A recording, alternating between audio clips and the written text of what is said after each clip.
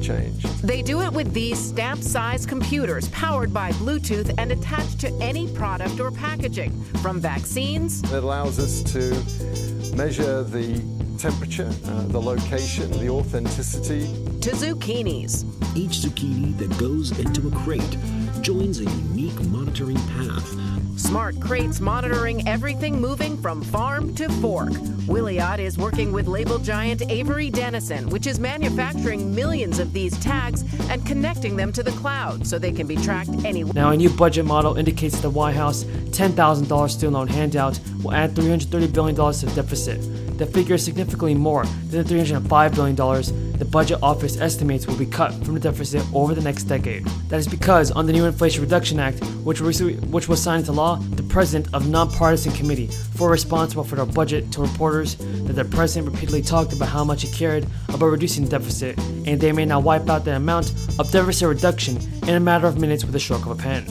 Early today, Biden announced plans to cancel $10,000 for borrowers, making $125,000 annually.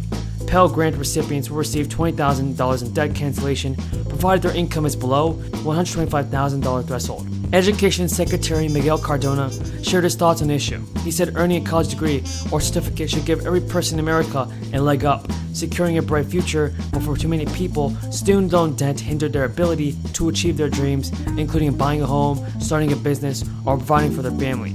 It is unclear if the federal government will seek to offset the canceled debt. This is a move likely impossible without congressional approval. According to the Treasury Department, as of February, the national debt stood at more than $30 trillion. The federal budget deficit, meanwhile, stood at $727 billion as the end of July. The White House's decision will only impact individuals with federal student loans of the more than $1.7 trillion owed in student debt nationally.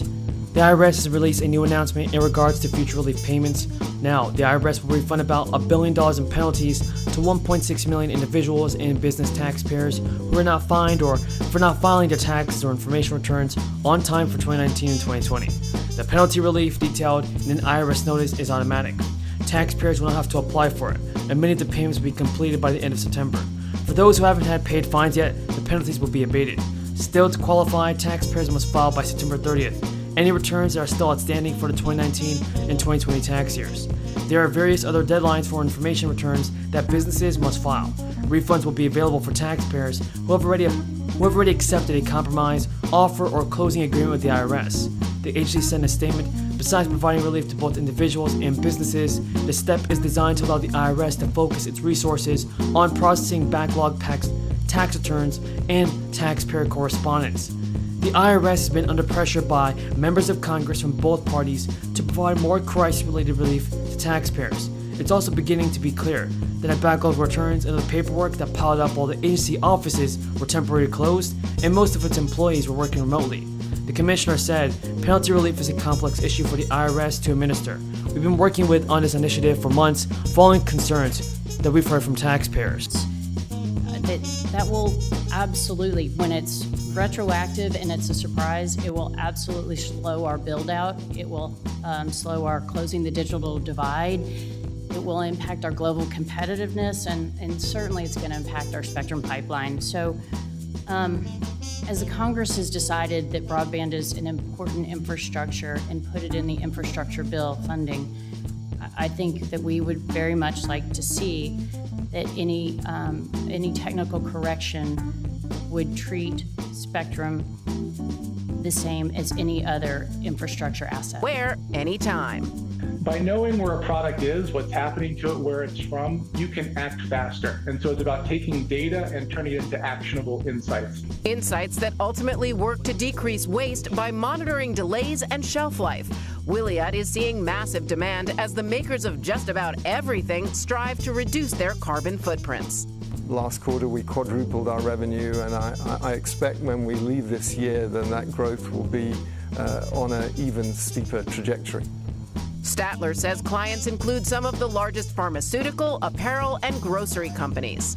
Backers so far: Avery Dennison, Verizon Ventures, Amazon, PepsiCo, Samsung, and SoftBank. Total funding $270 million. And not only can this technology reduce waste, but it also enables companies to quantify far more accurately their carbon footprint.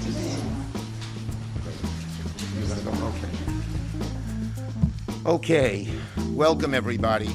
And first I want to thank everyone who's here, someone who was just a stalwart leader on this issue for years, with her persistence, her intelligence, and her passion. This you can say for sure it wouldn't have happened if Kirsten Gillibrand hadn't taken the lead. I want to thank my colleague Senator Graham. He really stepped up to the plate and understood how important this was, and as he said, convinced businesses that this is good for business as well. And that's why we're able to move this amazing legislation by a voice vote, which meant no one was opposed to it. And in part, that's good credit to Lindsey Graham and to Joni Ernst, who helped so much on this legislation as well. And of course, I want to thank Gretchen Carlson. She did an amazing, amazing thing. And as I mentioned to her, when something bad happens to you, very bad, the human instinct is to curse the darkness. But instead, she lit a candle. And it was her courage that brought us here today. So thank you very much, Gretchen. It is just so angering, it just confoundly angering to realize that people, mainly women, but some men too, who were abused, harassed sexually, were forced to shut up, not tell anyone about it, and not seek justice. That is almost medieval. But that's what was happening until today. Because so many people, when they signed employment contracts, were forced into compulsory arbitration on this issue. We may have different views on compulsory arbitration on other issues, but on this issue, how could you tell a woman or man who is harassed, who is abused, you can't seek any public redress, you have to be quiet about it, you have to be handcuffed, and whatever it is. What's muzzled? Yeah, what's the thing they put? And muzzled, thank you, that you couldn't go forward. The great news is that'll never happen. And even better news, which a lot of people don't realize is in this bill, even the existing clauses that people have signed decades ago are no longer enforceable. So people who are harassed will get their rights and have their own choice and their own decisions to make as to whether to do this. So this is, if you could ever say any legislation was long overdue, this is it. This is it. It's sad it took the 22nd to the 21st, whatever century we're in. It took this century, 21st century, to make this happen. It should have happened long ago, but we're glad it's happened today. We're glad it's retroactive. And again, as I said, the person who